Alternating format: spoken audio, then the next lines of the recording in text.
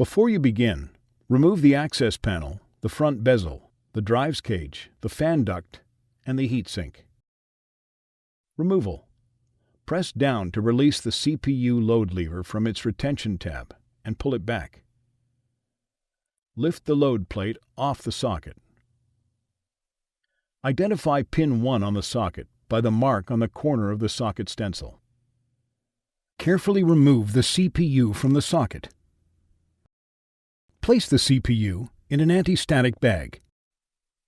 Note: use of an Intel CPU removal replacement tool is recommended for all regions and required in some regions. Replacement.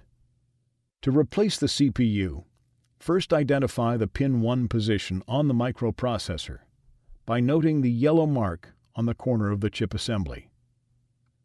Identify pin 1 on the socket on the motherboard by the mark on the corner of the socket stencil. Align the yellow mark on the corner of the CPU chip assembly with the mark on the corner of the socket stencil on the motherboard. Carefully place the CPU into the socket on the motherboard. Swing the load plate down.